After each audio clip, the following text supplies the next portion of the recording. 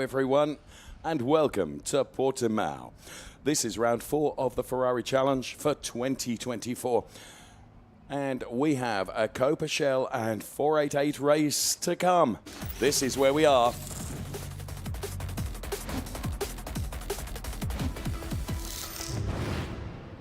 What a region to be racing in, the Algarve, it's beautiful. This is round 4, as I mentioned, and it's halfway point of our 2024 season. From here, we go to the south of France, La Castellet. Then it's the Nürburgring, then it is Imola. Here is the track then, which is a test for our drivers. Very undulating, a lot of turns, and an immense start-finish straight. When you come off the back of the final turn and head towards turn number 1, you've got very nearly a kilometre. You carry so much speed into turn number 1. It's awesome. The weather conditions are really rather nice today because there's a bit of wind which is just knocking the edge off the air temperature of 25 degrees. Meantime, the track temperature is 45. So the wind speed has dropped a bit. It's down to 13 kilometers per hour. And that's the way it looks. And we come here having been to the Jerez circuit in Spain, and we'll take a look at what happened in Jerez in just a few moments. From qualifying, it was Manuel Agostina that put it on pole position, just besting Henry Hassid. And there you can see some of the cars, final stages of preparation, and that's Alexander Nussbaumer. And this is what happened in Spain then, as we were in the Jerez circuit. And once again, Henry Hassid and Manuel Agostina were on the front row, and Henry Hassid selling Manuel Agostina a bit of a dummy and managing to get to the front of the pack and take victory at the end of the race. He was pretty happy about that. And in the 488, it was Fabrizio Fontana that was successful once again, and Tomohiko Isozaki in a battle with Manuel Agostina, and von Skeltermar in a battle too, but Manuela would be victorious and on the top step of the podium in race 2 in Jerez. We, however, have moved a few kilometres along the coast to Portugal and the Portimão circuit here, the Autodromo Internacional Algarve. There indeed is Motohiko Isozaki. I mentioned him just a few moments ago in the highlights clip we were looking at from the Jerez circuit. Alongside me, delighted to welcome once again Nico Spalek. Well, good afternoon, everybody. Motohiko Isozaki, he was our Coppa Shell Am champion of 2023, and he was in the lead over the race in Jerez, so really mixing it up with the Shell drivers one category higher. Didn't have qualifying his way, only P11 in class, which means he's alongside von Skeltermar, who also didn't have qualifying his way. So if the camera panned to the left, you would see the Shark's Teeth fronted 296 challenge of our Dutch competitor, who has been such a staple of the Ferrari Challenge for so many years, and a very, very welcome one. Towards the very back of our Shell competitors, and just behind them are our 488 Challenge Evo competitors, driving the car which has been such a icon, I dare say, of the Ferrari Challenge in recent years, and we're still very happy to have a few more of those cars still competing. You're right, and the 488 Challenge has been so successful. You just think, how are you going to better that?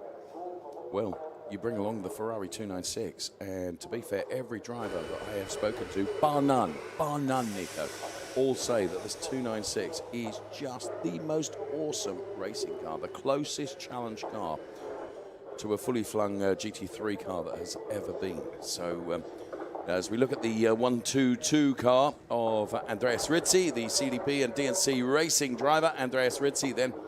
And yeah, expecting good things from Andreas Rizzi this afternoon. Of course, a race winner in, I think, if memory serves me, race 2 at Balaton.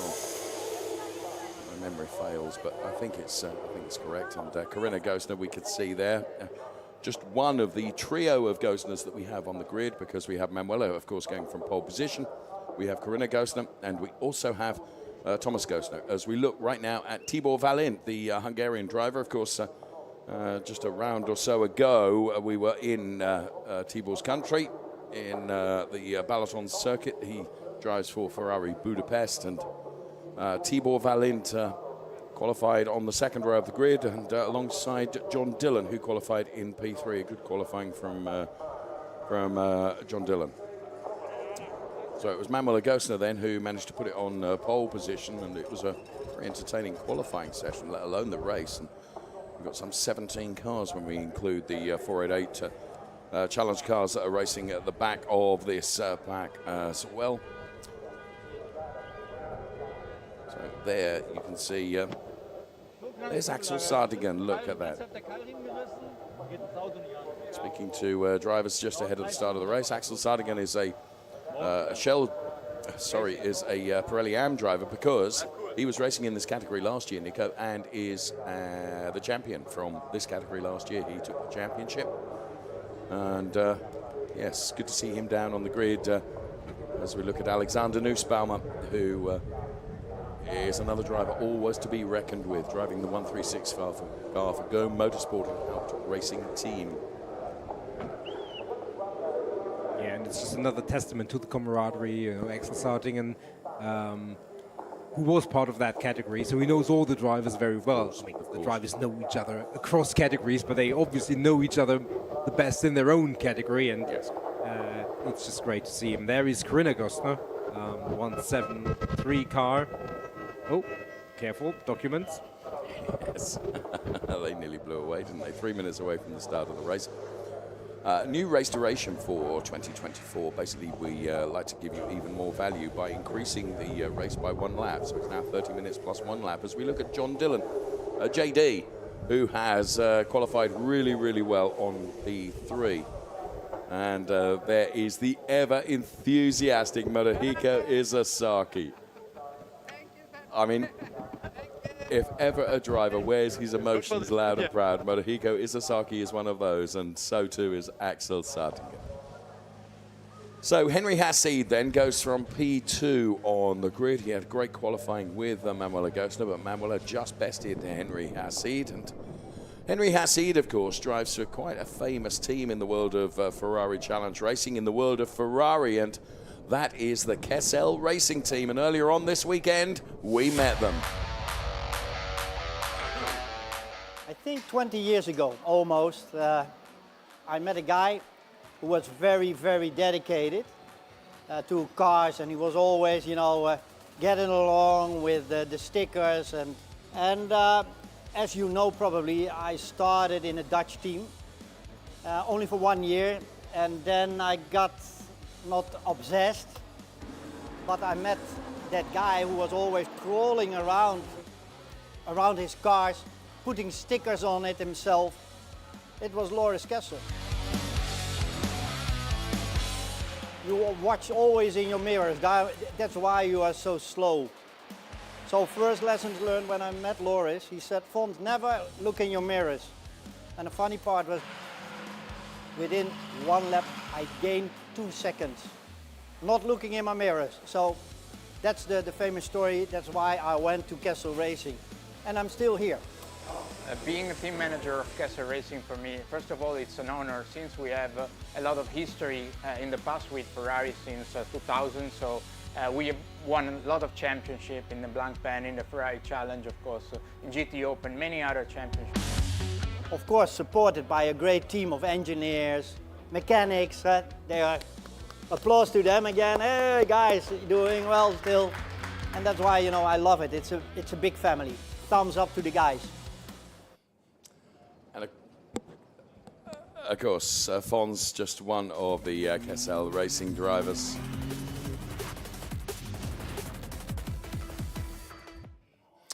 Henry Hassid, another one of them, and of course they race not only in the shell category but other categories as well, Nico. And you know, Fons really tells the story so well about Kessel, and he, like most of the drivers, you know, is always really happy to credit those that work behind the scenes as well. Super happy about my second pole position this year.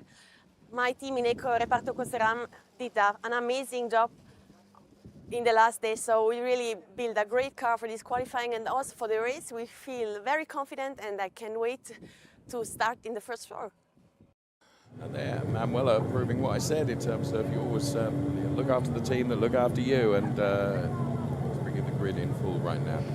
There you can see Manuel Agostino from pole position alongside is Henry Hassid. John Dillon goes from P3, and it's Tibor Valent alongside P4. Alexander Nussbaumer and Thomas Gosner, they occupy the third row of our grid. And on the fourth row, it's Christoph Herney and Andreas Rizzi. To the fifth row, it's P9 and P10 for Corinna Gosner and Ray Acosta. And then to the sixth row, where P11 is Motohiko Isozaki, and Fons Skelterman, the man we were hearing from just a few moments ago, goes from P12. Best of the 488 drivers, Fabrizio Fontana, but he was chased by Tommy Lindroth, ahead of Ivan David Mari and Alexei Komarov, and Pino Frascaro completing the grid of 488 Challenge cars, which appear at the back of our Shell drivers. We're on board the Richard Mille safety car, leading the cars away on their formation lap. This has all the makings of being a good one, Nico. Yeah, absolutely. And Manuel Agostino ahead of Henry Hassid, we've seen that story before, and it's been a dramatic one and a very, very entertaining one for us. Henry Hassid is maybe a little bit sick of seeing the back of the 193 car of Manuel Agostino. He's come by on one occasion, to settle for the position behind on another. You know, it's going to be a dramatic one. It's going to be a good one. Can't wait. Me neither. So the cars then behind the safety car, they have to form a grid formation side by side. Now, when it comes to the conclusion of the formation lap, they have to pass through their grid boxes. And absolutely nothing happens before they've passed through their grid boxes. And they have to be millimetrically perfect to ensure that the race start does not attract the attention of our race director, which is Claudio Garavini, who's a firm race director but perfectly fair race director, and every driver knows that. Track limits, well, they have been something of an issue here on some of the previous races. We'll see if they become anything of an issue in this race. Only time will tell. We've got 17 cars in total ready to do battle here at the Portimão circuit. It is round 4 of our Ferrari Challenge season for 2024. The Richard Mille safety car will peel off on the right-hand side into the pit lane. It will be the responsibility of Manuel Agostino and Henry Hassid to control the pace of the rolling start. We'll throw the lighting gantry to the top of the screen. You can see that Henry Hassid just holding back there a little bit, hoping to be able to gain a little bit of a momentum advantage and move off very, very quickly. We'll see if he's able to do that as the lights are about to go out. Pino Frascaro out of position. And John Dillon with a very good start, but a disaster right in the middle of the pack. As we can see, a couple of cars have gone around. I think one of those might be Ray Acosta. But John Dillon, what a start from him, and he finds himself in the lead of the race, having got by not only Henry Hassid, but also Manuel Agostino as well, and Tibor Valent trying to go around the outside. Also, safety car has been called for, no surprise there. I was focused on the front cars. Nico, I know you were looking at what was going on elsewhere, and I think it was Ray Acosta. Certainly Ray has dropped down the order. I can see the yellow and red car in strife, and that's really sad to see. Ray is a super driver, but he wasn't the only one caught up in that. Christoph Herney, another one, and maybe Andreas Rizzi as well. So the safety car is being called for. Yeah, sure enough, there is the car of Christoph Herney. I think that's the Ray Acosta car, and we've now got a red flag. A red flag then, because these cars are going to have to be recovered, of course, and well, they feel that it's going to take longer than the safety car period to be able to do that. So red flag is out, and that brings it to a sudden conclusion. And it was a super start from John Dillon, and there we can see, and that was quite an impact into the barriers. I'd like to see that again because I didn't quite see how that really came about. Let's see it from this angle here. Just lose the shot a little bit too big before that kicks off. There's Christoph Herney. Right. Well, basically, Corinna Gosner got between both Christoph Herney and Ray Acosta, I think it was. See it again here. Yeah. Now, I reckon Andreas was just in the wrong place at the wrong time. Yeah, that was quite something. Well, I can tell you every single driver is out of the 296 challenge car involved in that little skirmish. They're all perfectly okay. Credit to the integral safety of the 296 challenge car. Every driver is perfectly okay. I want to repeat that. Yeah, having looked at that, of course, the cars are building speed at that point, and yeah, that's what happens. We saw it in replay. So all the drivers will line up in the pit lane. So 3 drivers involved: Christoph Herney, Ray Acosta, and also Andreas Rizzi, who we'll hear from right now from earlier in the weekend. I only started about 5 years ago, and the reason was my business partner. He's a Ferrari collector of Ferrari classic cars and new cars, and he always invited me to come on a Ferrari day with him. And I didn't know how to control such a powerful machine. And so eventually, after he asked me about 8 or 10 times, I said, okay, now I have to take a racing course. When I get in the car, at the beginning, I'm always nervous. But then as soon as I have driven 1 lap, I get into a very calm, focused state. And it's just about trying to improve every lap. I mean, you pass a certain point or an apex, 10, 20 times, and you can always improve a little bit, and that is what draws me to it. Ferrari is the absolute pinnacle of where you can go in motorsports. I think it's the dream of every child. I think it's the dream of every grown-up who has a passion for cars, and it is just, it's the pinnacle. There's no other place you can go from there. That's how I feel. Great to hear from Andreas Rizzi, and great to know that Andreas Rizzi is perfectly okay. He was involved in that situation, which has seen, regrettably, Christoph Herney, Ray Acosta, and Andreas Rizzi, who we just heard from, out of the race. Red flag has been called for, and yes, all the cars lined up in the pit lane. And it was John Dillon that took the lead of the race ahead of Manuel Gostner and Tibor Valent and Thomas Gostner and Henry Hassid really getting caught out right at the start of the race. So there is Corinna Gostner inside the Ferrari Challenge 296 car. And yeah, red flag out then. All drivers perfectly okay. Just a clear-up operation to come now, Nico, and then, the cars will be released once again from the pit lane, and we can go back to racing. The clock, of course, has been stopped after just a minute and 4 seconds of actual racing that we had. But, yeah, there we are. These things happen. Motor racing is it's beautiful. Very difficult to say what is the best season after 14 seasons what I had in Ferrari Challenge, because each season has some special emotion. But sure, the best feeling is when you go to the podium or you make a pole position. This is really amazing for me. My favorite track, it's difficult to say, but I like very much Imola, for example, or Silverstone I like very much. Mugello I like very much. But even all the other tracks what Ferrari is choosing are always very, very nice.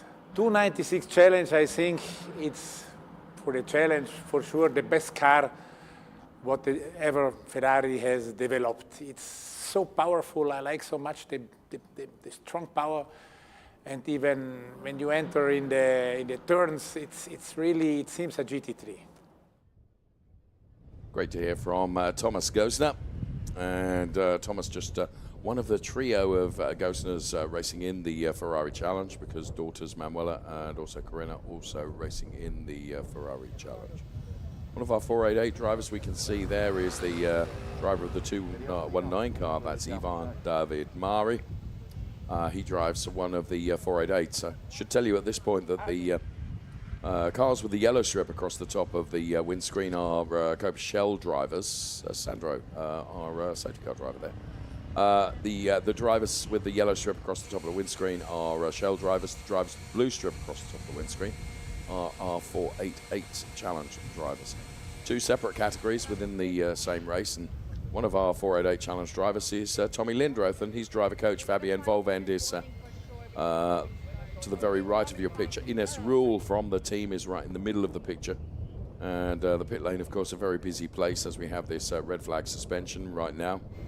And there is Corinna Gostner driving for the MP Racing team, CDP MP Racing team, to give it its full title. She's inside the car and waves to the camera, is perfectly okay.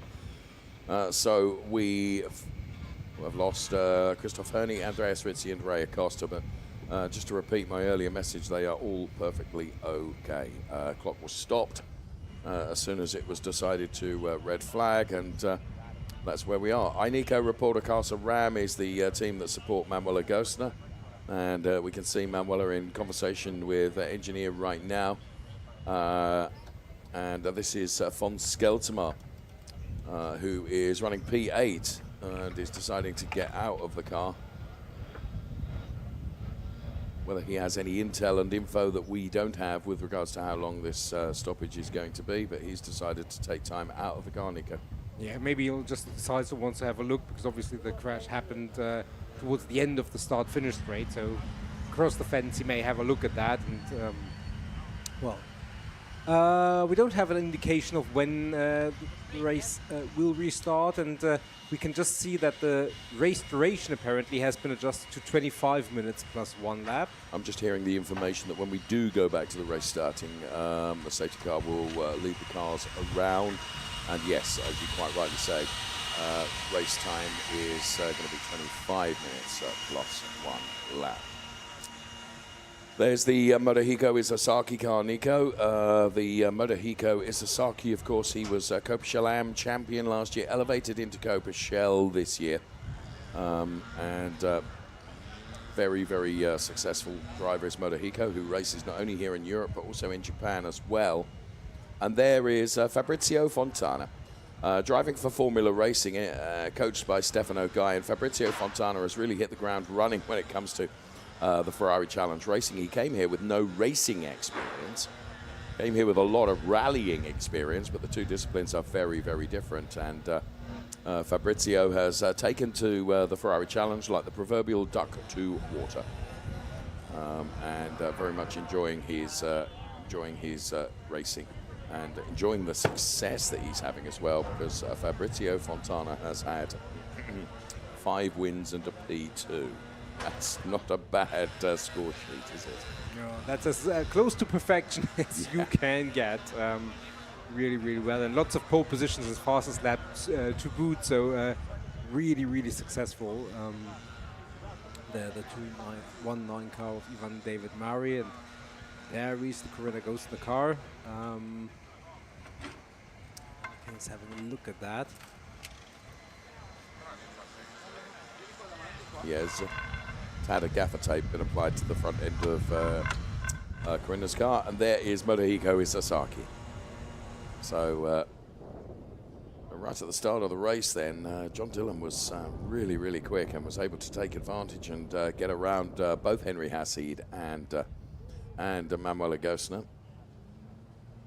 However, you can see the recovery operation, I should say, continuing. It looked like the cars had been recovered, and just some fluid that was on the track, and obviously that's on the racing line just ahead of the dip down into turn 1. You don't want any fluid and anything that would affect the braking into that turn 1 after the long straight. That's certainly the last thing you want. Yeah, you're right. So air blowers being used to try and keep some coolness to our drivers. Alexei Komarov in receipt of the air blower at the moment, and he'll be pretty happy about that, I would think. So Scuderia Prague Racing doing their level best to keep their driver as cool as possible down there in the pit lane. There is Henry Hassid. Henry Hassid, who has raced in the Ferrari Challenge previously, is back in the Ferrari Challenge for this year. Great to see him, and he's taken 2 wins out of the season so far. He's had a couple of additional podiums as well, and yeah, Henry Hassid really enjoying his racing and really enjoying this Ferrari 296, as we look at Thomas Gostner right now, who also has a blow-up. Keeping him cool inside the car. You can just see, or you could just see in the middle of the car there. These cars don't have interior rearview mirrors. A bit like the 488 Challenge before, and that's running at the back of the grid here. There's a big safety bulkhead, Nico, which means that you can't use a rear view mirror, instead of which they've got cameras back of the car, and the image from the camera is projected to a screen that they have on the center of the dashboard, and every driver says it's so much more immersive than a rear view mirror. It's really advantageous, which is interesting given that von Skeltermar said at the beginning of the race when we were talking about Kessel Racing how Loris Kessel had said you can improve and be quicker if you don't look in your mirror. So I guess looking at the screen is not quite the same as looking at the mirror. So Gianmarco Martioletti, you can see just out of the car there, and there is the awesome, I'm tempted not to say steering wheel because it's like a control center in these cars, and you can see the TC1 and TC2 dials at the bottom of the steering wheel there, which control the traction control. You've got all the buttons there to really help you, and I mean the coaches, the engineers, such an awesome racing car, and data being analysed at all times, of course. See the Henry Hassid car as the data is being looked at, and that is the Pino Frascaro car that we can see there, the 240 Rosso Corsa racer. Kessel Racing driver von Skeltermar right behind, and then another one of the 488 Challenge Evo cars, that of Tommy Lindroth, who of course drives for Gome Motorsport Baron Racing.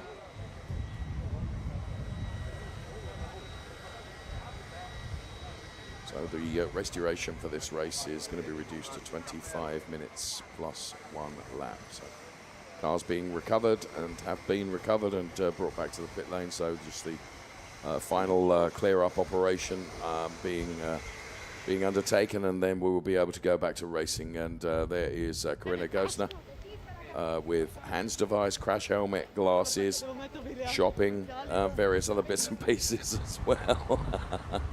And yeah, just wonder whether it is a race retirement for Corinna Gostner, whether the damage sustained to the front of her car has just proved too much to put right, and maybe she will not be at the restart. We will see. Sean Doyle there, you can see with the headphones on, just walking from right to left of your picture. He's John Dillon's driver coach, and there is Manuela Gostner inside the car. And yeah, driver coaches at this point prove to be really, really important to the drivers because they keep them calm and cool and collected, and thinking about when we go back to racing again, because you kind of get yourself into a rhythm and psychologically build yourself up ready for the race. And of course, when it is brought to a close much earlier than you anticipate, you are pumped, and all of a sudden you are not pumped, whatever the reverse of pumped is. Unpumped. Yeah, you kind of unplugged from your usual rhythm and your progression that each of the drivers has a little bit different. Some of them have music that they routinely listen to, and others just go into the mental tunnel and just focus on themselves. So everybody's on a little bit different in that regard, but all of them pretty much have their routine, and they're kind of taken out of that, and that means even though they're not physically it's not a physically demanding situation, mentally it's quite a challenging one to keep the attention level and to keep everything up, because you just don't hit pause. But in any event, we hope that we can go back racing fairly soon. Richard Mill safety car will be allowed to take our remaining contestants out onto the track. Thing is, Nico, and you have to be respectful of the race director and his team around him. We will only go back to racing when everybody is super satisfied that everything is perfectly okay for going back to racing. And we respect their judgment and appreciate all the work that so many people do. Lots of volunteers enable us to enjoy this wonderful motorsport. And there is Ray Acosta, who is out of the car and is perfectly okay, and he's in conversation there with von Skeltmar as well.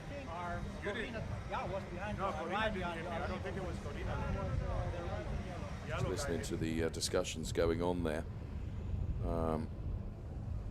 Now, yeah, the thing is that all the volunteers, and we should big shout out to the marshals and volunteers that work in this wonderful sport, because without their support, without their help, we wouldn't be able to go racing. Now, there's the Pino Frascaro car, the Rosso Corsa racer, and Pino and Mrs. Pino, as I call his lovely wife, who I have to say have both contributed to my burgeoning waistline, Nico, because whenever I see them in the paddock, Mrs. Pino always has a gargantuan bar of chocolate for me, which is, you know, really very, very kind.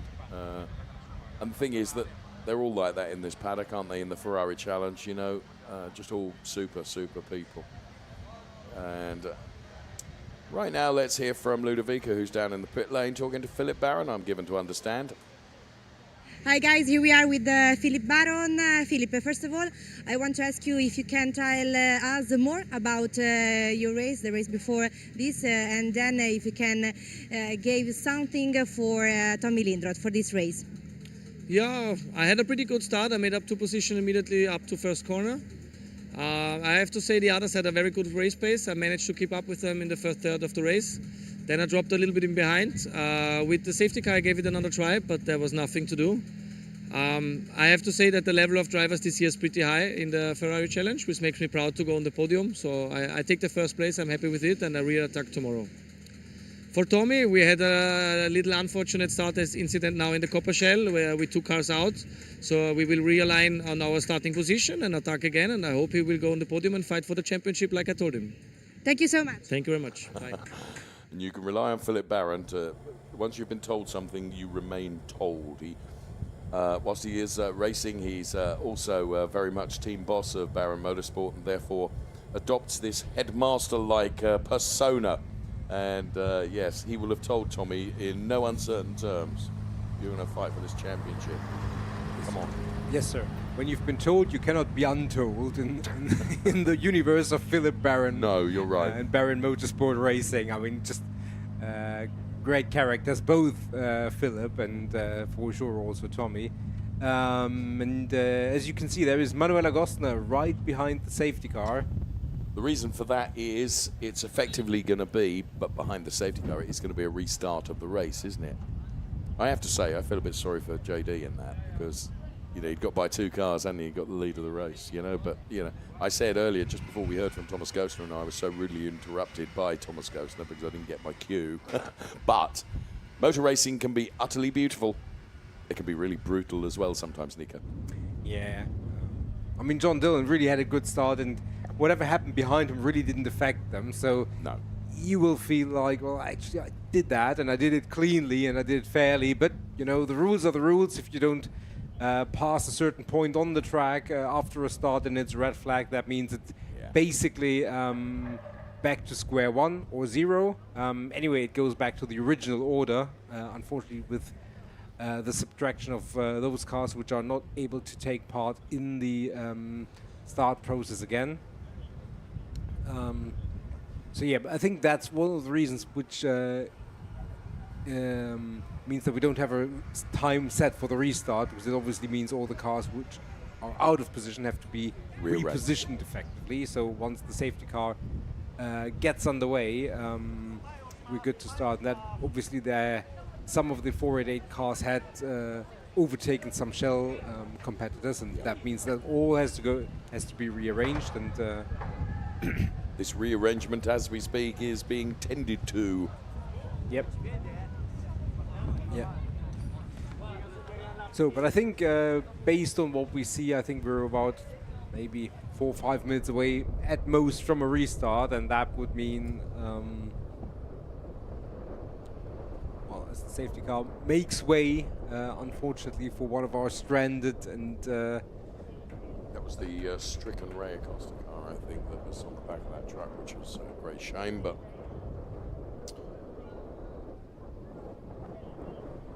I think we're close to being back to the right order of cars, Nico, I think, for the restart. So maybe you're quite right. And there's just a few of the marshals all dressed in orange that the volunteers that I was talking about a few moments ago, and grateful to them for all their support.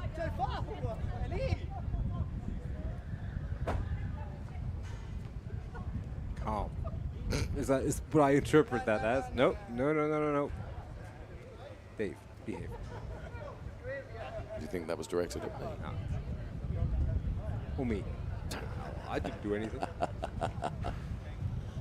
So Fabrizio Fontana being told to be calm. You can see Camilla there from the Formula Racing team, who's on the pit wall along with various members of the team, including Stefano Guy, who is Fabrizio Fontana's driver coach. As the wind picks up a little bit, Nico, and blows the trees aplenty there, as you can see. So we are, where are we? Local time, about 4 minutes to 5. And 25 minutes plus 1 lap was the latest iteration of what the race duration was going to be. Now, it's not beyond the realms of possibility that could change again, pending the length of time it's taken to sort of juggle the pack of cards in terms of... Oh, that was really interesting. Synchronized movement of bollards in the wind there, Nico. Yeah, that was. It almost looked like a synchronized ice dance. Yeah. They've certainly parted company from their original starting position, so let's hope they don't get in the way. There's Fabian Volvend, who is driver coach to Tommy Lindroth. Fabian Volvend, a young racer that really raced well in the Ferrari Challenge. To her right-hand side is Ines Rule, who is team manager of Baron Motorsport. And there is Ben Svalint, and Ben Svalint, of course, was racing in the Trofeo Pirelli race. Now, this is Sean Doyle with the headphones on. He is driver coach to John Dillon. As we continue our look down the cars, you can actually hear the wind on the Atmos microphones that are down there, and Motohiko Isasaki is always ready to go racing. Look, he's eager and anxious to get away. Meantime, Ludovica, I understand, is with Stefano Guy. Yes, thank you guys. Here we are with Stefano Guy for discover more about this unfortunately start and what are the feelings of your driver? He's waiting, he's very relaxed after this big crash on the straight that caused the red flag. Now he's ready to restart again. All the car are ready now, and my driver asked me just for the procedure. The procedure will be a normal safety car restart, so all the car will go on track in a few minutes, and I think all the drivers are very relaxed about the start now. Thank you. Thanks to you. Cheers, Stefano Guy. Then another great driver that raced in the Ferrari Challenge to some success and continues to race successfully as well, does Stefano, and then passes on his advice by way of being driver coach and driver coach to Fabrizio Fontana as we continue to juggle this pack of cards, Nico, and get the cars all in the right order before they will be released, and we can get the race restarted. Yeah, hopefully, and as beautiful as those wonderful 296 and 488 challenge cars are in a stationary position, in motion, they're just poetry. Goodness, is that the best that you can come up with? Yes. Right, okay. Motohiko Isasaki we're looking at right now, who's behind the another green car, which is that of Thomas Gostner.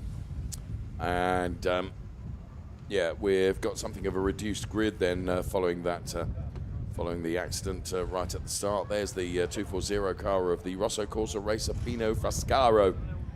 And the 488 Challenge car was such a successful car. And you just think it can't get any better than this, and then Maranello come out with the 296, which is just a wonderful racing car.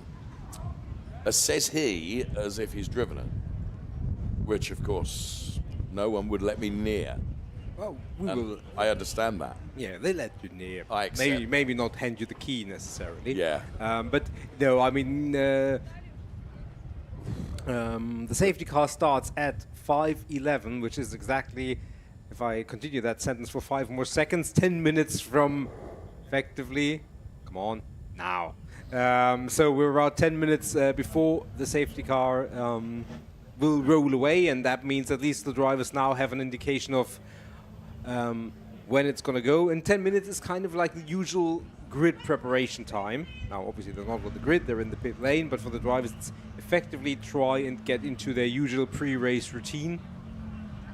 And then in 10 minutes' time, the clock will start counting down. So, well, it's a countdown, at least, that we have. You're right. You're right. So they're the Corona Ghoster car that we're looking at. And we now at least have a target for when the cars will be back out on track to resume this race, or actually start this race, but it will be a safety car start. So the cars will be behind the safety car. And then we go back to racing once again. So apologies for the delay, but the reason for that is we have to make sure the track is in perfect condition before we can go back to racing. This is the Ferrari Challenge Coppa Scelem 488 race. Final race of our afternoon, day 1 here at Portimão.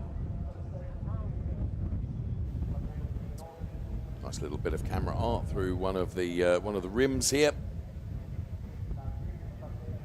You can see the assembled cars in the pit lane, the back end of the Tommy Lindroth car, I think that is. Got that right. And Ines, team manager of Baron Motorsport, there with Tommy Lindroth. As I'd mentioned, Fabian Volvend, driver coach to Tommy Lindroth, who fine young lady racer is Fabienne, fine driver coach as well. And of course, Fabienne making her name in the Ferrari Challenge a few years ago. And yeah, enjoys being back in the Ferrari paddock, albeit as a driver coach rather than a driver. And I suspect were she given the opportunity to be back out in a car again, she would be. There is Fabrizio Fontana then in the 488, as is this man, Ivan David Mari. Fabrizio Fontana then with 5 race wins and a P2. It's, as my colleague Nico said, it's not a bad scorecard for his first season in circuit racing, having come from a rallying background. When you also add the fastest laps and pole position points that he has amassed, he's in a pretty commanding position in terms of the 488 Challenge Championship. So there we were down in the Scuderia Prague garage. Of course, Alexei Komarov is one of their drivers. He also driving one of the 488 Challenge cars. But back to the front of the pack now, where it is the 296s, of course, and Alexander Nussbaumer, who's got some 4 cars ahead of him that he would like to get by. And there is team boss of Haupt Racing Team Going Motorsport, Manuel Reiter. Manuel himself, a fine racing driver, having taken a number of titles across a number of racing disciplines. I first met Manuel way back when in the DTM. And there is Fabrizio Fontana for Formula Racing. And again, nice piece of camera art using the shades there to reflect what we can see.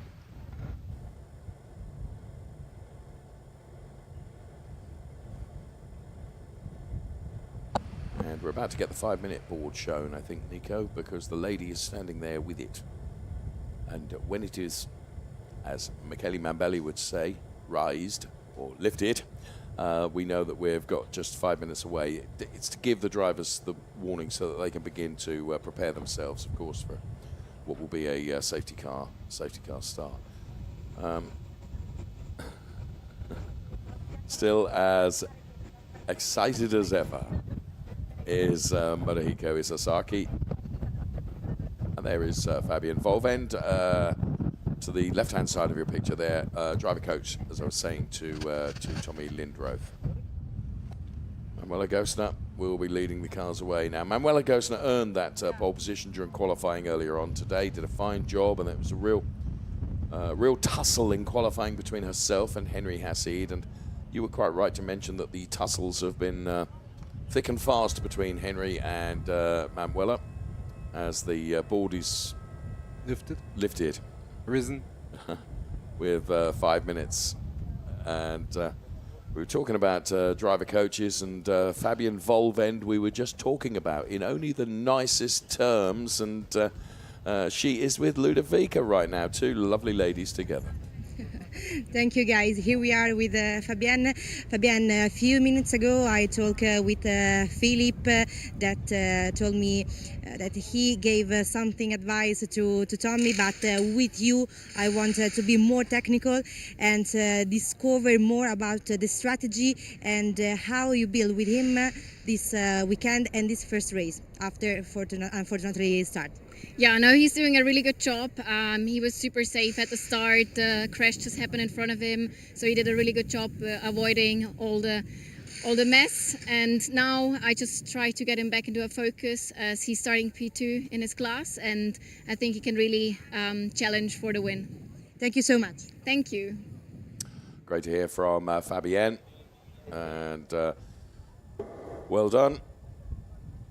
So we are but just a couple of moments away from getting the race resumed.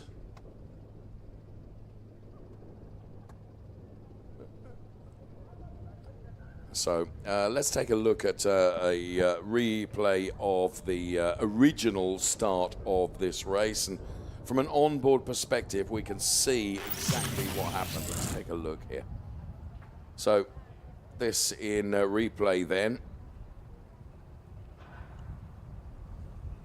And you can see the cars spearing off into the barriers. And actually, from this angle, I recall this angle from earlier on. And there you can see with it focused. And Christoph Herney, Ray Acosta, Andreas Rizzi, an innocent bystander, and Corinna Gosner all involved in that. See it from another angle here. And of course, at that point, Nico, you're really accelerating the car, aren't you? Yeah, absolutely. Corinna Gosner was involved in that, and then again, she really had nowhere to go to a degree. She was in that 296 sandwich, at least from our vantage point. Obviously, race control have had their look and will have made a decision by now on what exactly happened and who played which role. I think at some point, there's only so much space on the track. Of course. But okay, 2 minutes away from the restart, which is not going to be as dramatic because when we restart, Richard Mills' safety car will lead the cars away. The clock will start rolling, and only when the safety car has done at least one lap, it will come in, and then it's green flag time and proper race commences. You're right. You are absolutely right. So it looks like Corinna is going to be able to restart.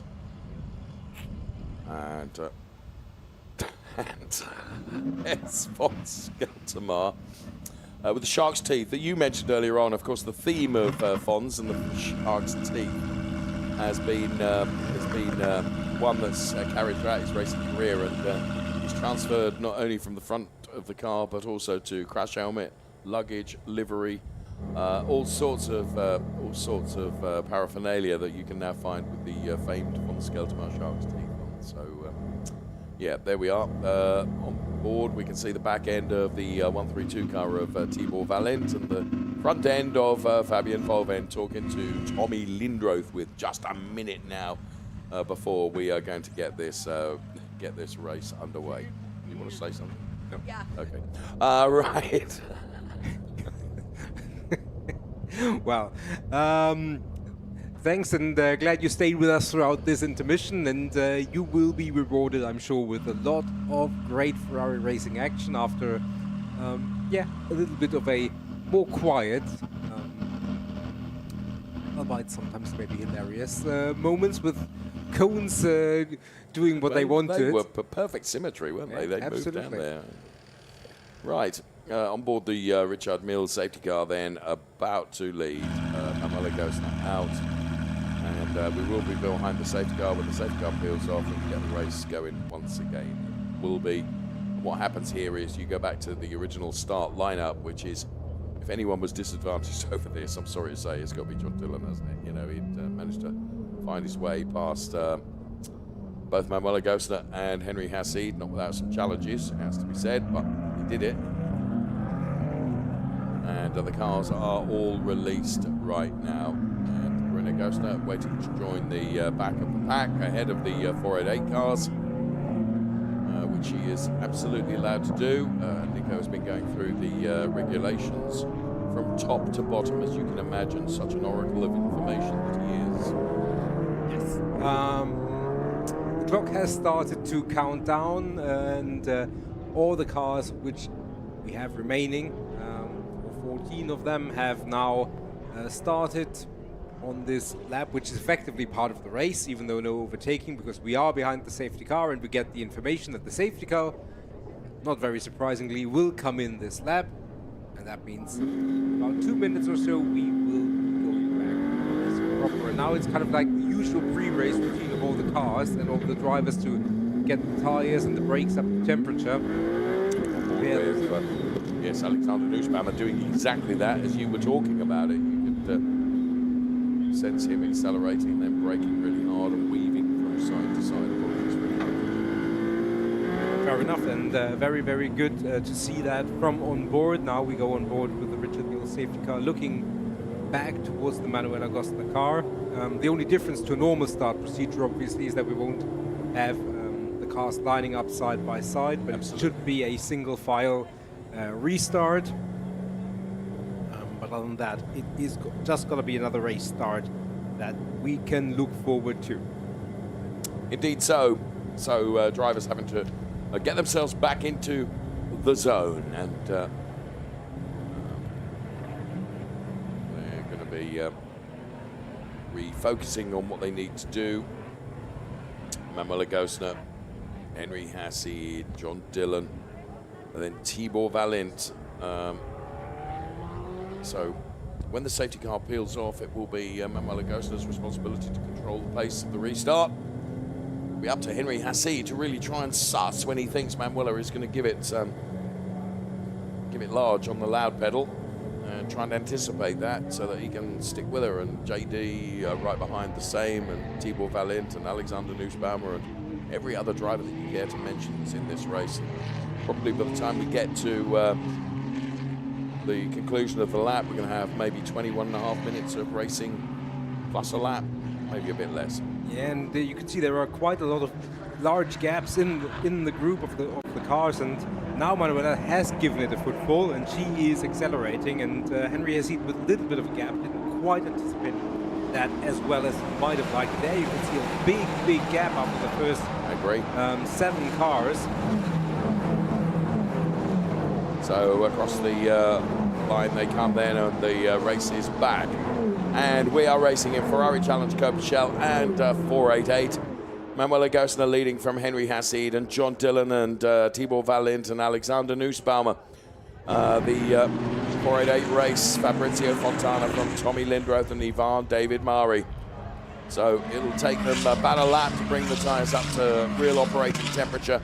When will Henry Hassid try and strike? He takes a completely different line through the hairpin to Manuel Agostino and climbs uphill right now. And there is our race leader, Manuel Agostino, from Henry Hassid, John Dillon, then Tibor Valent and Alexander Nussbaumer. There, the leader of the 488 race is Fabrizio Fontana, ahead of Tommy Lindroth, Ivan David Mari. John Dillon running P3 with Tibor Valent for company, and Alexander Nussbaumer coming under some pressure now from Thomas Gosner. Now this is for P5 in the race. It's one of the closer battles really going on as the race really starting to redevelop itself, if you will, with 20.5 minutes plus a lap remaining. And Henry Hassie getting just a little bit closer to Manuel Agostna.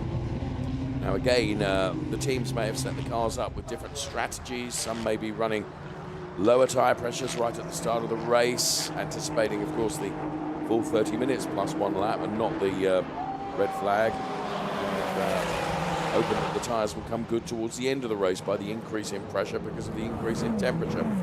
So it might be that not every driver is on exactly the same setup, Nico, and that might play an effect in the early stages of the race of perhaps drivers that we thought would be quicker and making a move for a place advantage, not being able to do so quite as soon as we would like to see.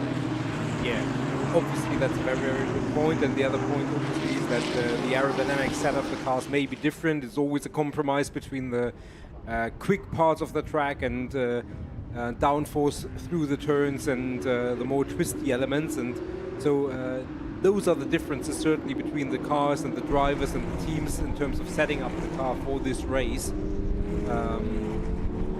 So it's going to be interesting. Henry Hassie just put in the fastest lap of the race the last time around. And now Manuela Agostna looks like in that first sector she has stretched her legs a little bit again and increased the gap.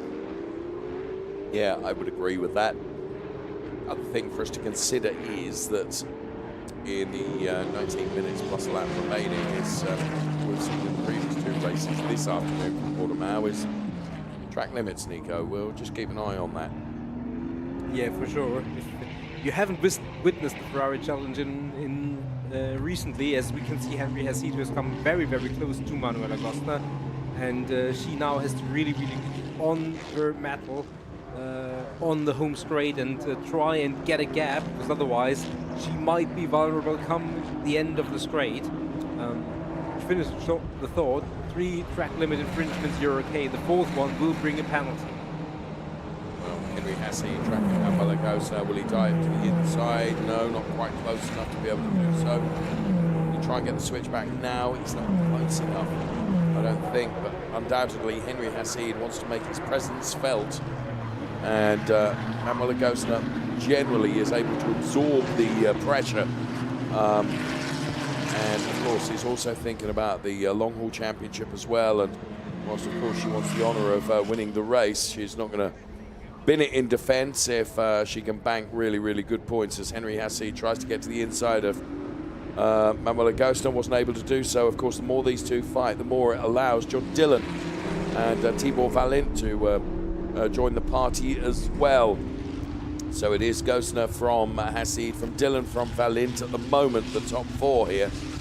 And they're all pretty much together here, but Manuela able just to break away a little bit from Henry Hassie for the moment.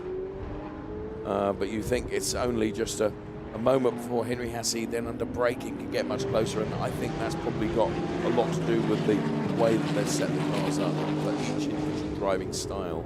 Yeah, absolutely, and you could just see, you know, Henry Hassie got really close. The two started fighting, immediately brought John Dillon back into the mix, and John Dillon being there, Henry Hassie had to take a little bit of a look into his rear view mirror, and all of a sudden Manuela Agostna was able to stretch her legs again and get a little bit of a lead, and that has kind of restarted the same cycle. So we will see how that develops over the next 16 and a half minutes. Telemetry you can see there, and speed along the fastest part of this track, 270 kilometers per hour, 272 before the car numbers turn red, which means that the drivers are braking. And this is Manuela Agostna for the Ineco Reparto Corsa Ram team, and Henry Hassie as close as he's been now to Manuela Agostna. So they've had their battles during the course of this season. Generally speaking, they've always been fraught but fair, and Manuela is having to really stick her elbows out metaphorically as Henry Hassie looks for the inside line, but the line is blocked by Manuela, which is her absolute right to do so. She has track position. She can place the car where she wants to place it, and Nico, you make a very good point. The more Henry attacks Manuela, so John Dillon is able to attack Henry, so he has to back off a bit and just think about defending his P2 position. Of course, John is not having it all his own way because he's got Thibaut Valent right up his trumpet. Yeah, absolutely. So it's that very, very interesting strategy of how much do you attack, how much do you maybe think about, well, maybe I let the other car get up the road and just follow, in the case of Henry Hassid, and basically do a little bit of a parallel flight, getting a gap towards the other drivers and then start to attack, because that means by that time, if I start attacking, I'm not right in the clutches of the car behind me. It's all a lot of strategy, and there is not one correct and right way to go about this. So really going to be interesting how that develops over the next 15 minutes or so. Yes, 15 minutes plus a lap. It makes no difference. Let's get that telemetry once again. They are almost identical in terms of speed. Heading into turn 1.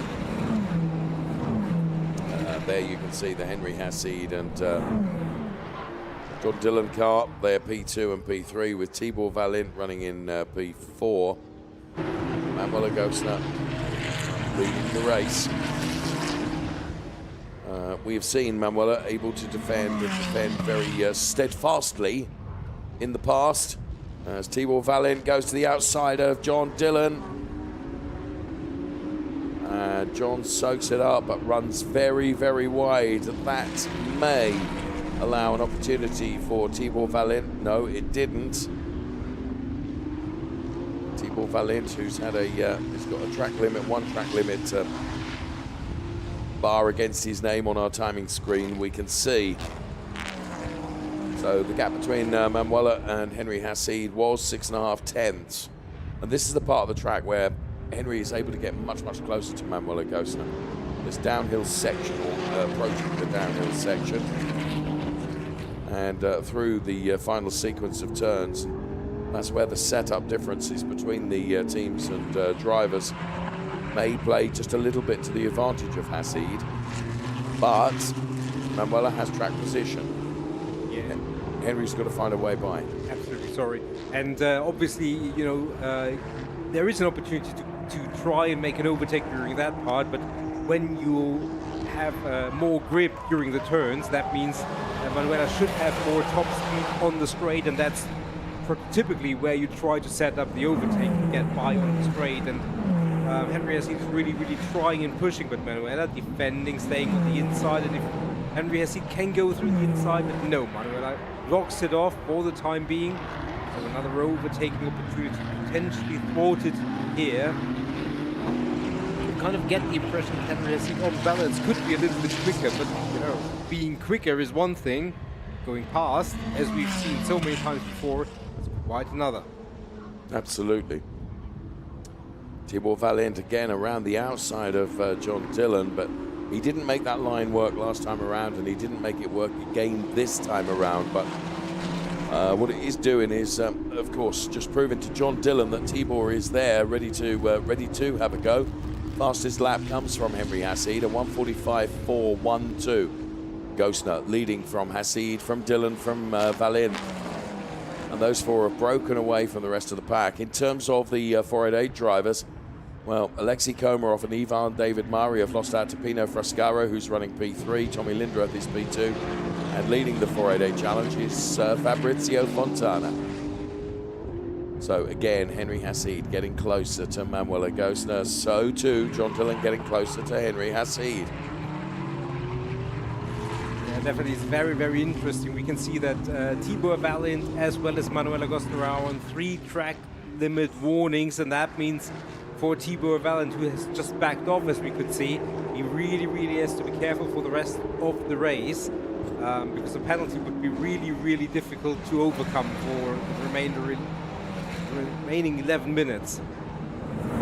So Henry Hassid not quite close enough, I don't think, to Manuel Agostner on this occasion. And that is the point of the track where Henry doesn't look the strongest and doesn't look the closest that he can get to Manuela. Credit to John Dillon, who soaked up the pressure from Tibor Valint, I beg your pardon, and has broken away from Tibor a bit now. Okay, into the hairpin. And Henry just can't seem to get the momentum up the hill to use that inside line, Nico. Yeah, indeed. And I mean, Henry, he's so experienced. If he weren't, you would bet that he would get frustrated of having to follow Manuel Agostino race after race after race every time again. But he knows it's all for the championship, and he's in a very, very good position in the championship. Manuel Agostino having had a difficult start to the season in terms of points, so she's just trying to move up as we see a battle in the 488 class. There is Pino Frascaro in the yellow car, with Alexei Komarov. That's for P3, the final podium place, isn't it, in the 488 challenge race. Fabrizio Fontana and Tommy Lindroth have escaped up the road. Pino Frascaro's ahead of Alexei Komarov for the moment, and Ivan David Maury's not far behind them either. So Pino having to defend his current P3 place with 9 3/4 minutes plus 1 lap remaining in this Ferrari Challenge Coppa Shell and 488 race. What can Henry Hassi do differently on the approach to turn 1 that he's done thus far? I would think that Manuel Agostino is wise to the fact that he can throw dummies and then dive to the inside. It's happened to her once before. She's going to let it happen again? I suspect not. And there, they are virtually together. I think you're right. I think Henry Hassi has got a slight pace advantage, but it's not great enough advantage to be able to out-accelerate. And I don't think, and I remain so impressed by Manuel Agostino's ability just to soak up the pressure. And Fabrizio Fontana is checking his emails as he goes down the start-finish straight. He's got so much of a lead over Tommy Lindroth. But these three, well, they remain pretty close together with under 9 minutes remaining plus 1 lap. Ferrari Challenge Coppa Shell and 488 live from Portimão. So here we can see Henry Hassi. Again, it's this section of the track, this final sector, where he really is able to take it to Manuel Agostino, but Manuel is able to soak it up, and it allows John Dillon to get a bit closer as well. Motohiko Isozaki and von Skeltermar have been in quite a battle for P7, and it is von Skeltermar that has got by Motohiko Isozaki for that P7 place. As you can see from the graphics on the left-hand side of your screen. So, start-finish straight once again, another lap put in the book. Hassi and Manuel Agostino, they're virtually identical in terms of pace. It's just who's going to break when, where, and the latest. So, Henry looking at the inside line, but you need the speed momentum around turn 1, and for the moment, Manuel has got the measure of it. Car number 173 has been given a time penalty for track limits. That will be Corinna Agostino, I would suggest, who's right at the back of the pack, so it's kind of academic as Pino Frascaro continues to hold on to this P3 place in the 488 challenge, Nico, and doing a good job as well. Yeah, but even David Murray, he has gone by Alexei Komarov, so he is now in P4, and his trajectory certainly means that he wants to get on terms with Pino Frascaro, and that would be a podium place here in the 488, so that certainly bears watching as we get the graphics of that penalty for Corinna Agostino, not affecting this battle at all. And there you can see Ivan David Murray. His trajectory is pointing very much towards the 488 challenge Evo car of Pino Frascaro, but he hasn't found a way past, and it probably looked a little bit too much to the front and didn't really figure what Alexei Komarov might do, and well, that was the only invitation that Komarov needed, and he's taken that place back, so all of a sudden everything rolls reversed, and Ivan David Murray finds himself back in P5 and has to do it all over again. Same picture in the Coppa Shell class with Manu Agostino still leading, and probably the biggest gap that she has had in the race thus far, close to 8 tenths. Henry Hassi P2, John Dillon P3, both of those with 2 track limit warnings. Thibaut Valent at 3, Manu Agostino still with a clean sheet. No warnings for her. There again, the telemetry, you can see the 2 cars. Green means they are accelerating. Red is when the car is decelerating, which means they are braking. And you will see that just as they approach the hairpin, there is Manu Gostner, and it turns red, and she goes from 230 to roughly 60 and just under 60. Oh, and there is Henry Hassid, and did he miss a gear, or at least for a very brief moment? He didn't get out of the turn the way that he was supposed to or that he expected to, and John Dillon was almost there, almost got on terms with him. Now the two orange cars now come into a battle, and that obviously is the best news for Manu Gostner, who can stretch her legs. She can try and move further up the order. Henry Hassid had just done the quickest first sector of anybody in the race the previous time, but he lost 1.3 seconds in that second sector, and it figures on the screen and it's very visible. And now we throw the telemetry between those two cars, Henry Hassid and John Dillon. John Dillon, I'm sure, will feel like a little bit like all his great efforts from the first start were undone by the restart. All within the rules, obviously, so no complaints, but still, he felt like he had done it. He had taken P1 proper, but that's how the rules are, and he has to do all over again, and it's very, very difficult. Lots of people have tried to overtake Henry Hassid in his career, and he's been overtaken a few times, but more often than not, he has held steadfast. So John Dillon chasing Henry Hassid, and Manu Gostner now 2.2 seconds up the road following that slight mistake out of the hairpin from Henry Hassid. So it's going to be interesting what happens this time round as we approach that very scene. We're 3 minutes 44 seconds plus a lap remaining in this race. And what a race it has been. Plenty of drama, of course, with the red flag earlier on. There is Manuela Gostner then, 1.8 seconds. Henry Hassid P2, John Dillon P3, Tibor Valint, and then Alexander Nussbaum, Thomas Gostner from Skelterman, Motohiko is Sasaki, and Corinna Gostner for the 488 drivers, Fabrizio Fontana, ahead of Tommy Lindroth and Pino Frascaro.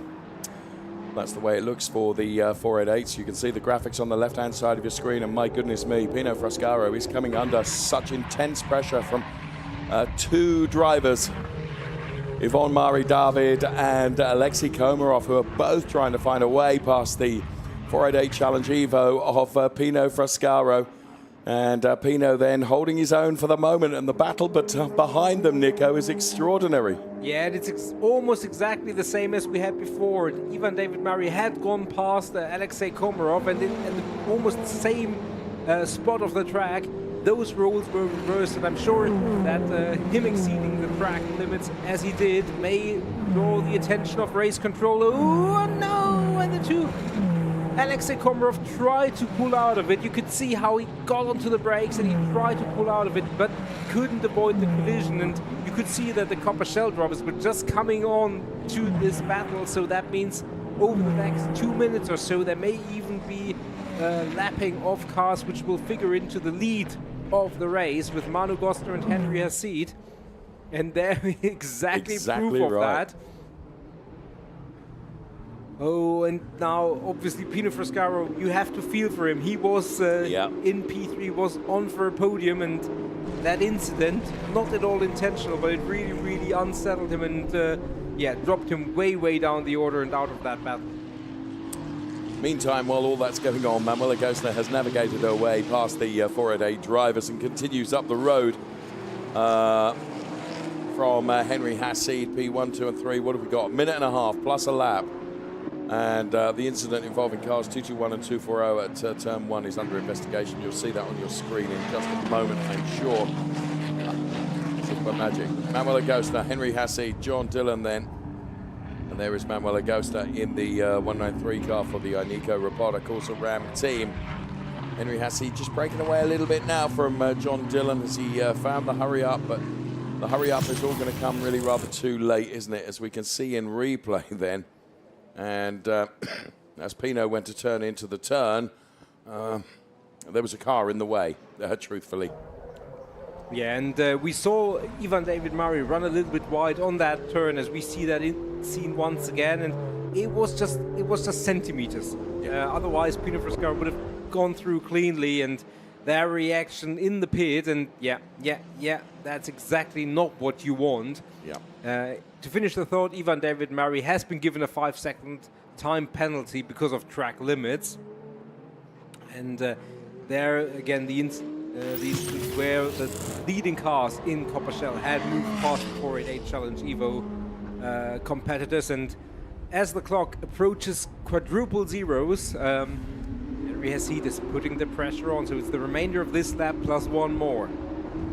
Yes, this could get very, very exciting as it reaches its conclusion. Now, we've alluded to the fact that we've seen some extraordinary battles between Manuel Agostner and Henry Hesseed in the past. We are probably about to see another one in the closing stages of this race as Henry Hesseed tries everything he can to get closer to Manuel Agostner and try and find a way by. Not absolutely sure how easy that's going to be because it's been the story of the race, really.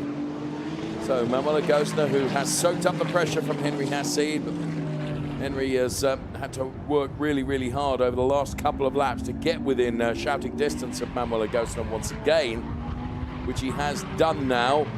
And, well, John Dillon there just waiting to perhaps take advantage of anything that should happen between these two. And I'm not pretending to tempt anything. Heaven forbid, heaven forbid. So, as they head towards the crossing the timing line to start the final lap, it's now or never as Tibor Valentnico in P4 picks up a time penalty. That will advantage Alexander Nussbaumer.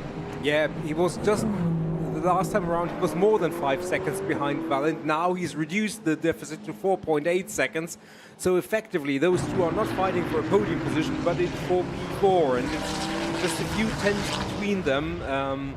As Henry Hesseed is now giving it everything. One final attack. He's on 2 track limit excursions, so he has one still in the bank, if you will. But Manu Gostner, she is really, really wanting to defend that. She really wants that win now. She ran very wide, Nico, very wide indeed. Henry Hesseed, we run the telemetry on both the cars. And John Dillon's getting ever closer. Is he going to be able to take advantage of this in the closing stages of this race? Manuel Agostner leading from Henry Hesseed, who tries to put it to the inside. The door is right royally closed. He carries so much speed up the hill.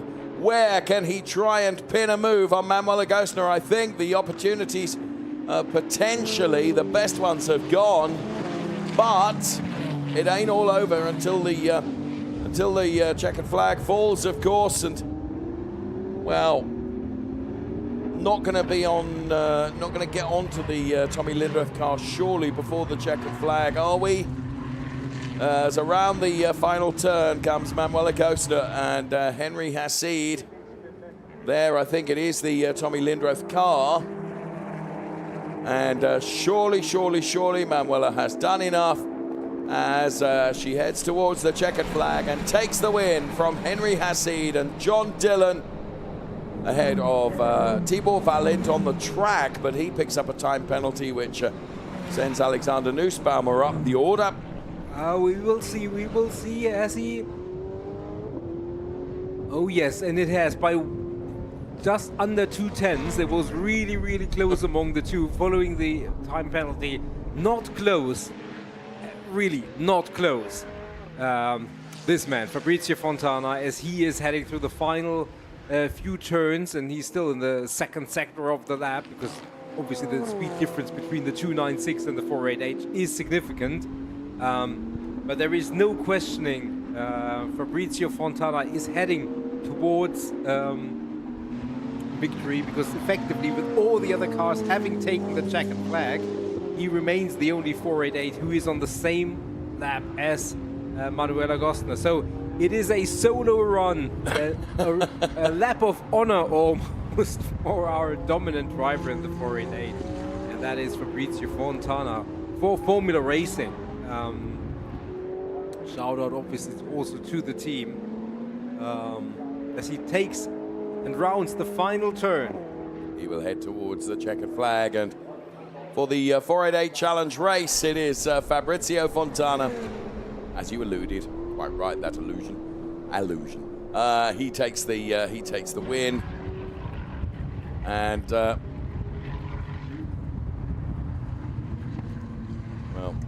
there we have it. A Coppa Shell and 488 challenge race, and the success and celebrations down there on the pit wall. And that is Giorgio Sonagiotto, team boss of the Reporter Corsa Ram team. They've had a pretty reasonable afternoon, it has to be said, Nico. Sois Strimpias with with a victory. Manu Gostner with a victory. Yeah, no, I think that's very fair to say that the team has really done its job, and the drivers have done their job, or their jobs rather. And obviously after that stoppage and red flag, all the drivers have really done their job to give us an entertaining race for those 25 minutes plus one lap. And John Dillon, I'm going to be curious how his reaction is going to be. Certainly had a very good drive, and yeah, getting a hug, and he doesn't look all that dejected or disappointed. John is such a gentleman, you know, and he'll be, you know, you can't help but feel a little bit disappointed, because if we'd have, you know, he made the overtake right at the start. Would he have been able to hold on to it for the entire race duration? We will never know. But there we are.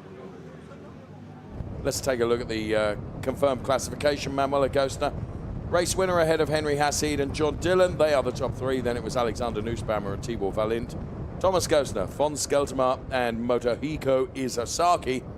They round out the top 8 ahead of Corinna Gostner, P9. And then it was Fabrizio Fontana in the 488 ahead of Tommy Lindroth and Alexei Komarov, with Ivan David Mari and Pino Frescaro. And unfortunately, during the course of the race, we lost Ray Acosta, Andreas Rizzi and Christoph Herney.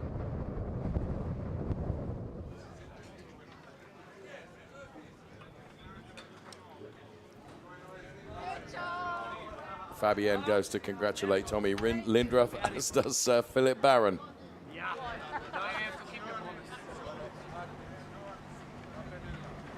Let's take a look then at Manuela Gostner to music now. She's a race winner.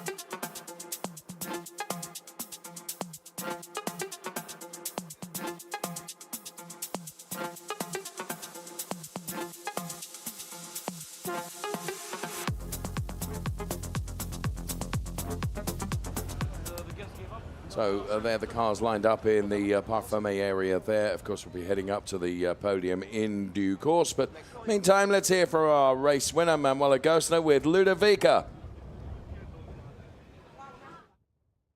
Incredible race, so stressful and so under pressure, but you defending the best way your position by the attack of Henry Hassid. So, congratulations. Thank you, Ludo. Oh, that was one of the toughest races I ever had.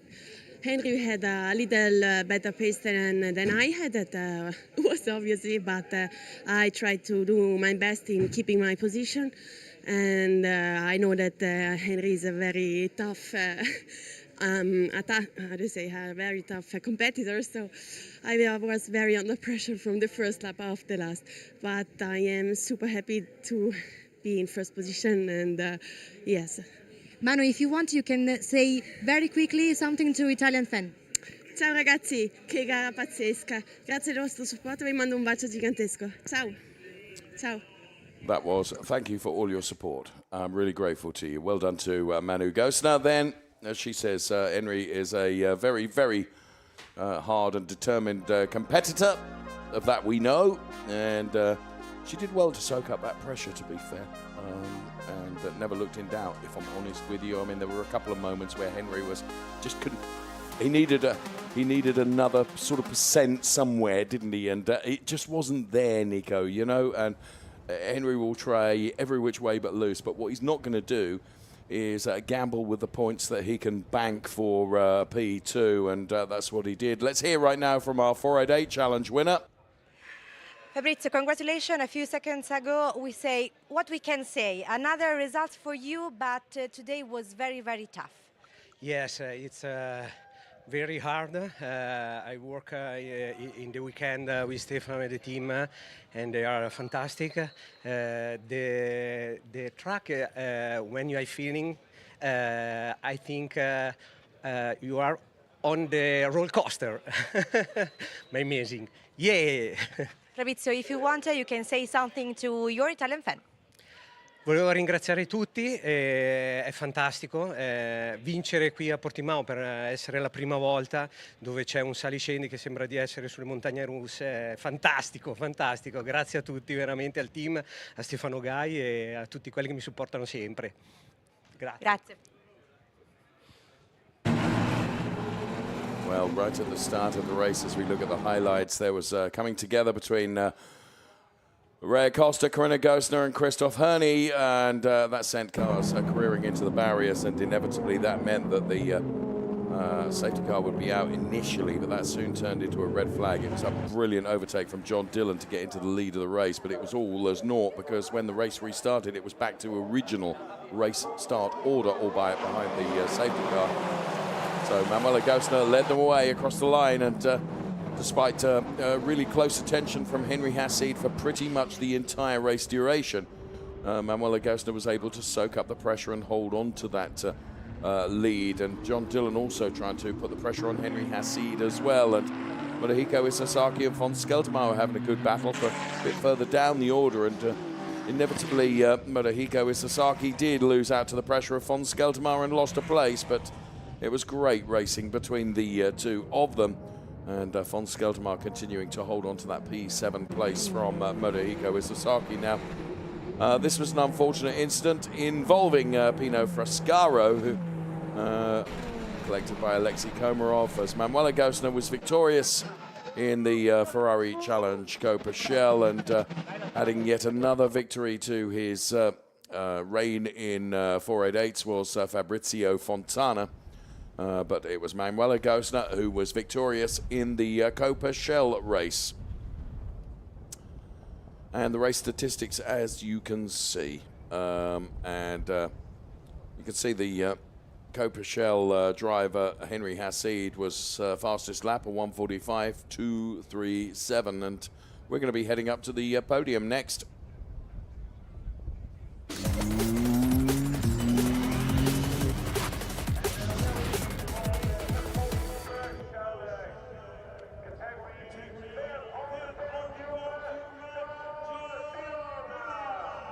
Taking P3 then on the podium is John Dillon. There he is. Well done, John. Henry Hassid, P2. And Manu Gosner then to the top step of the podium. It was a hard race, as she said. She had to work so hard to hold off Henry Hassid, but she did so. And look at this. Motohiko Isasaki finished P8, jumps out of the car and goes to support those drivers underneath the podium. What a start.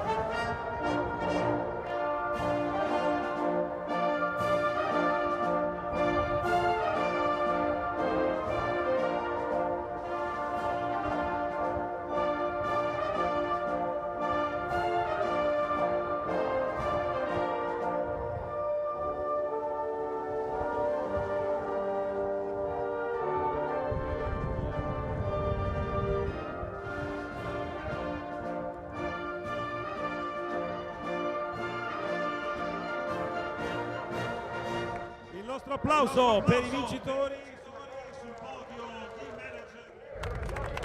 So support from the teams down there.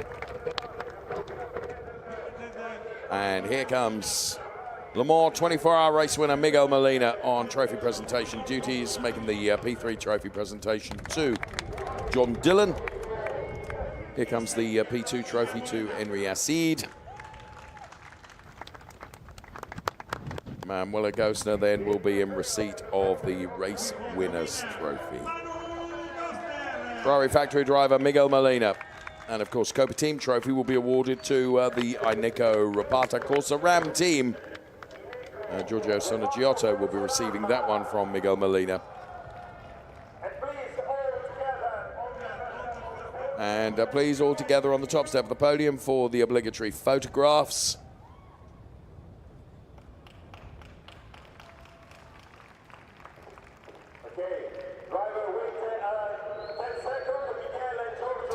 Miguel escapes before the champagne is uncorked. Dylan. It was JD, the quickest with that. Super slow-mo of the Ineco Ripardo Corsa Ram car of Manuela Gosner that propelled Manuela to a victory. In terms of the Drivers' Championship points then, this is the way it looks. Henry Hassie, 22 points ahead of Manuela Gosner, now up to P2. John Dillon to P3 in the points, then Tibor Valent, Thomas Gosner, Alexander Nussbaumer, Andreas Rizzi and Motohiko Izasaki vaults 2 places. Then it's Christoph Herney, and the rest of the order you can see on screen in front of you. The Coppa Shell Drivers' Championship points. Of course, another race to come from the Coppa Shell cars tomorrow, but they've got to qualify all over again tomorrow. We have a 488 Challenge podium to do, though. And Fabian Volven's driver, Tommy Lindroth, will be on that podium, having taken P2. But first of all, we see Alexei Komarov, who takes P3. Here comes Tommy Lindroth. And on the top step of the podium, it's going to be Fabrizio Fontana. Here comes the anthem then.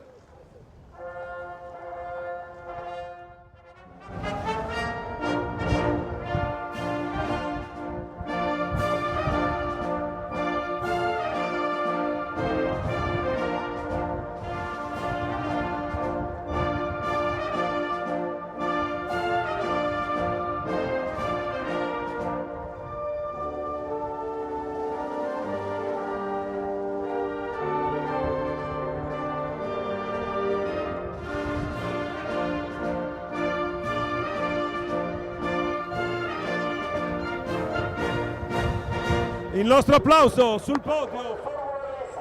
So once again, Miguel Molina, I believe, will be on trophy presentation duties for our 488 Challenge car drivers. Indeed so. He makes the trophy presentation to Alexei Komarov. Then, of course, to Tommy Lindroth. And then yet another one for Fabrizio Fontana.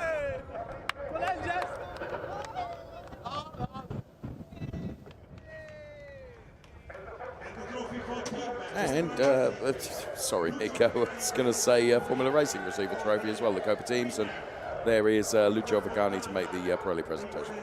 Sorry, but it's still also valid for Formula Racing. Some things in life just don't get boring, like receiving trophies on a Ferrari Challenge podium. Fair point. Well made, as is so often the case. Stop talking now. That's my director normally tells me. Right, who will be quickest with the champagne here? Come on, Tommy. Don't let me down, friend. Come on, Tommy. Yes! Tommy Lindroth, number 1. Fabrizio escaped nicely there, didn't he? He got away from it. Got away with it. So there, the car of Fabrizio Fontana. He victorious in the 488 race. Take a look at the 488 Driver Championship standings. I wonder who's at the top. It's Fabrizio Fontana. Ahead of Tommy Lindroth, P2. Then it's Pino Frascaro, P3. Alexei Komarov moves up a place, as does Ivan David Mari. So there we have it then, the Ferrari Challenge Coppa Shell race and 488 race. Thanks so much for watching. Don't forget, we have a whole raft of races and qualifying to come tomorrow. Please make sure you join us for that. From Nico and from myself, for now, thanks for watching. Bye-bye.